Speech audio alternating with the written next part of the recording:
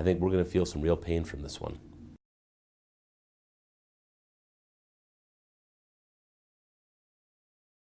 On $200 billion of imports, tariffs jumped from 10% to 25%.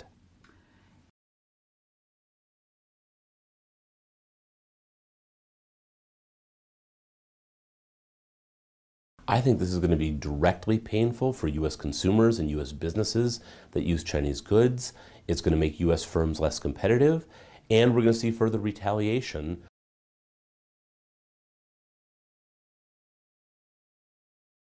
It's a qualitative change. You kind of cross a threshold where 10% is an annoyance.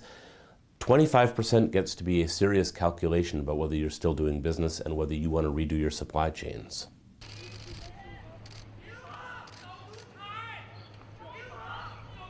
I think U.S. consumers, people who are going to Walmart to buy underwear for their kids or new tennis shoes, may find that those are significantly more expensive than they were anticipating.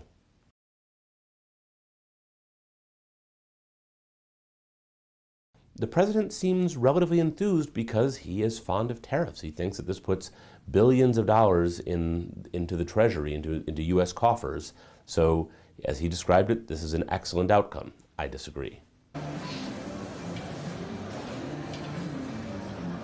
I think what consumers are going to find is that, in fact, they actually did enjoy some benefits from trade with China, and that the kind of things that they often buy, whether it is clothing or inexpensive consumer goods, kitchenwares, a lot of that was affordable because it was coming from China. And if those costs go up 25%, the retailers and the importers are not going to be able to swallow that. Those costs are going to be passed on, and it's consumers who will end up paying.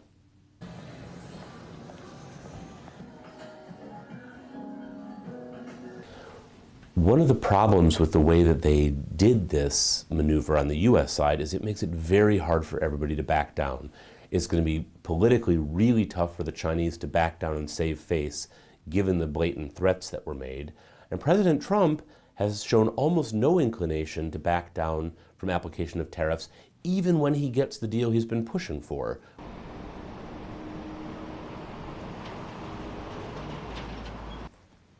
Each side has been trying to calculate who has the leverage in this relationship. President Trump looked at recent strong U.S. economic growth, thought that he had the upper hand.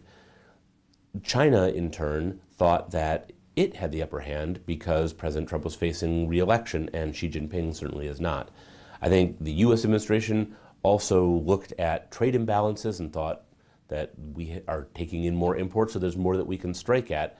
China sees that it has a whole range of things it can do.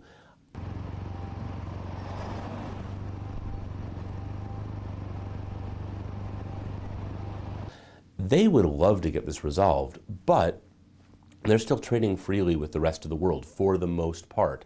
And the aggressive actions by President Trump have in some ways isolated the U.S. from a lot of its allies who otherwise might be adding to the pressure on China. Politically, as a country that is not a democracy, they may also have the ability to withstand the pain better than the Trump administration.